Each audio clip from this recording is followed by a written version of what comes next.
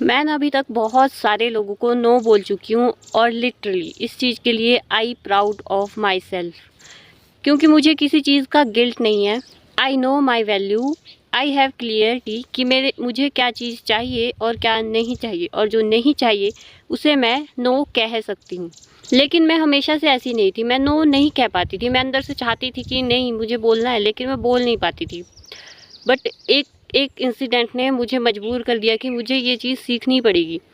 तो मैं एक इंस्टीट्यूशन में पढ़ती थी, तो वहाँ पे कुछ ऐसा था जो हमें करना था। मतलब इतना बड़ा कोई काम नहीं था, जो कि मेरे लिए थोड़ा इल्लीगल था।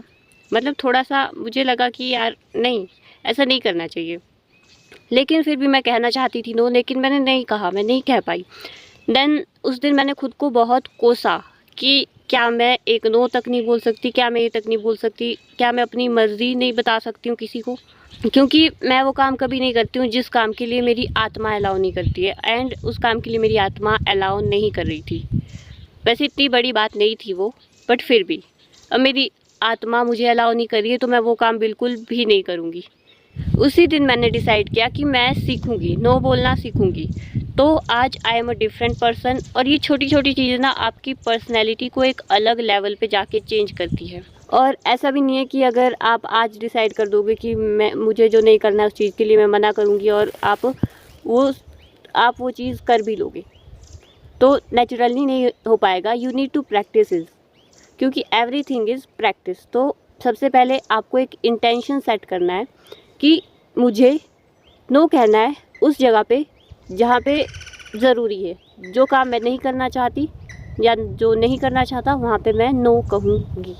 एंड शुरू में आप सोचोगे, आप अपने दिमाग पे ज़ोर डालोगे कि नो बोलो, नो बोलो, आप नहीं बोल पाओगे। But it's okay. आपको बार बार खुद को रिमाइंड करवाते रहना है, और आप एक टाइम आएगा जब आप थोड़ा खुद को फोर्स करके बोल दोगे।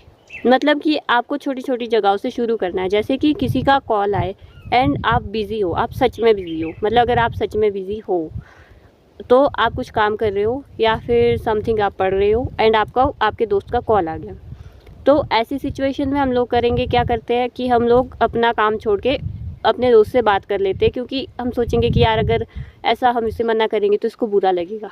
वहाँ पे आपको नो कहना है कि अभी ये काम कर रहा हूँ, एंड फिर बाद में मैं आपको कॉल करूँगा या करूँगी। हाँ, अगर बोल रहे हो कि बाद में कॉल करोगे, तो बाद में ज़रूर करना। अगर आपने कमिटमेंट दे दी है तो उस कमिटमेंट को पूरा ज़रूर करो। हाँ, अगर आप मेरी तरह बात ही नहीं करना चाहते हो, तब आप ये बोल सकते हो कि अभी मैं बिज़ी हूँ, तो अभी मैं काम कर रही हूँ, अभी बात नहीं हो सकती, तो बस इतना बोलो। लेकिन अगर आप कमिटमेंट दे रहे हो इस बात की कि हम बाद में बात करेंगे, फिर आपको बाद में बात करनी पड़ेगी। फिर चाहे आप 2 मिनट के लिए क्यों ना करो।